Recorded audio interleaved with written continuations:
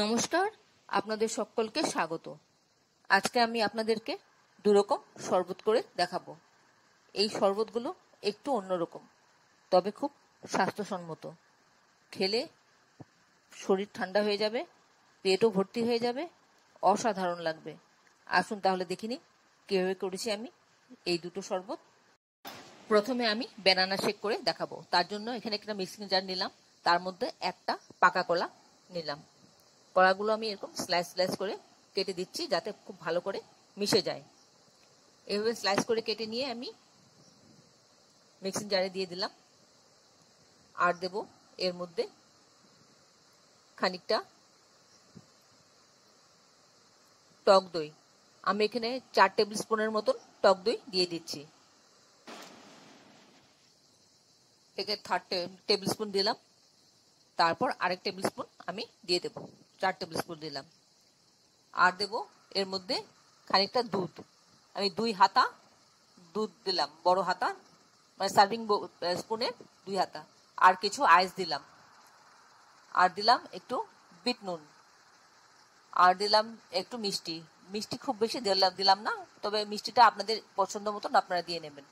আমি আমার পছন্দ মতন আমি দিলাম। দিয়ে মিক্সিতে একটা পেস্ট তৈরি করে নিয়ে আসলাম। নিয়ে এসে আমি গ্লাসের মধ্যে দিয়ে দিচ্ছি। একদম সিম্পল, যে কেউ করতে পারবে এটা, অথচ খেতে অসাধারণ লাগে। আর শরীর একদম ঠান্ডা হয়ে যাবে, আর পেটটাও অনেকটা ভরে যাবে। তারপর আমি একটা স্লাইস দিয়ে, ব্যানানা স্লাইস দিয়ে আমি এটা গার্নিশ করে নিলাম। আর কিচ্ছু নেই, যে কেউ পারবে করতে এটা, কিন্তু খেতে অসাধারণ লাগে। এটা স্বাস্থ্যকর একটা খাবার। সকালবেলায় দই কলা দিয়ে আপনি একটা সুন্দর, মানে একটা খাবার হয়ে গেল, আর পেটটাও ভরবে। এটা একটা স্বাস্থ্যকর খাবার। শুধু সকাল কেন, দিনের যে কোনো সময় আপনি এই ব্যানানা শেকটা করে খেতে পারেন। আর বাড়িতে কেউ আসলে চট করে আপনার এই শেকটা বানিয়ে দিয়েও তার সামনে এসে ধরতে পারেন। এটা খুব সুন্দর একটা ড্রিঙ্কস, খুব ভালো লাগবে শেকটা। ব্যানানা শেকটা যে কোনো মানুষ পারবে করতে, আর খেতেও পছন্দ করবে। আশা করি আপনাদের ভালো লেগেছে। তাহলে আমি এরপরের ড্রিঙ্কসটাতে আমি যাচ্ছি। এখানে আমি একটা পাত্র নিয়ে নিলাম, তার মধ্যে আমি হাফ কাপ চিড়ে দিয়ে দিচ্ছি। চিড়েটা আমি মোটা চিড়ে নিয়েছি, আপনারা পাতলা চিড়েটা থাকলে পাতলাটাই নেবেন। চিড়েতে ভীষণ ধুলো থাকে, তাই আমি একটু ঝেড়ে নিয়েছি। আর তাছাড়া আমি জল দিয়ে 2-3 বার করে ধুয়ে নেব। একটু ভালো করে ধুয়ে নিতে হবে চিড়েটা। 2-3 বার করে না ধুলে এর মধ্যে ধুলো থাকে ভীষণ।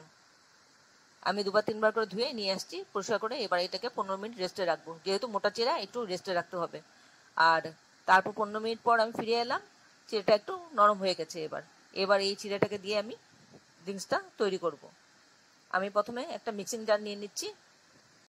মিক্সিং জার একটা নিয়ে নিলাম, তার মধ্যে আমি চিড়েগুলো দিয়ে দেব।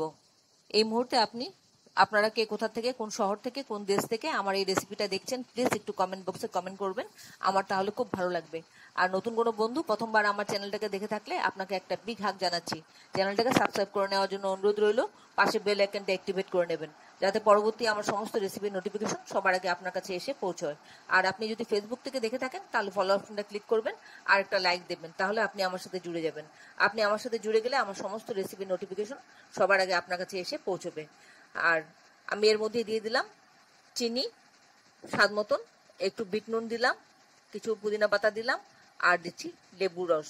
একটা লেবু, এক টুকরো লেবুর রস দিয়ে দিলাম। দিয়ে মিক্সিটা আমি ঘুরিয়ে নেব। একটু আইস দিয়ে দিয়েছিলাম। সবটা মিলিয়ে একটা পেস্ট তৈরি হয়ে গেল। এবার এই পেস্টটাতে আমি গ্লাসে ঢেলে দিলাম, আর একটা পুদিনা পাতা দিয়ে সাজিয়ে দিচ্ছি, আর তার সাথে একটা লেমন স্লাইস দিয়ে দিলাম।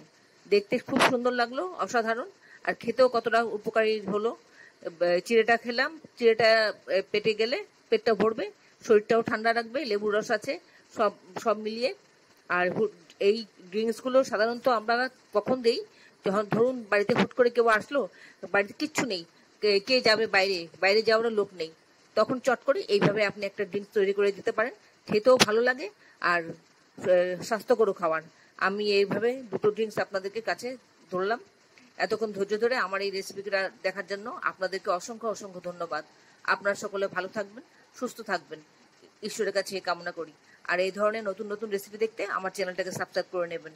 পাশে বেল আইকনটা অ্যাক্টিভেট করে নেবেন, যাতে পরবর্তী আমার সমস্ত রেসিপি নোটিফিকেশন সবার আগে আপনার কাছে এসে পৌঁছে। আপনারা যারা এখনো পর্যন্ত আমার চ্যানেলটাকে সাবস্ক্রাইব করেননি, ঝটপট সাবস্ক্রাইব করে নিন, কারণ আপনাদেরকে আমাদের মাঝে দেখতে পেলে আমাদের ভালো লাগবে। একবার অবশ্যই এভাবে করে খেয়ে দেখবেন, খেয়ে কেমন লাগলো কমেন্টসে জানাতে ভুলবেন না। তাহলে আসি বন্ধু, আবার দেখা হবে আপনাদের সঙ্গে পরবর্তী অন্য কোনো এক রেসিপিতে। ভালো থাকবেন সবাই, নমস্কার।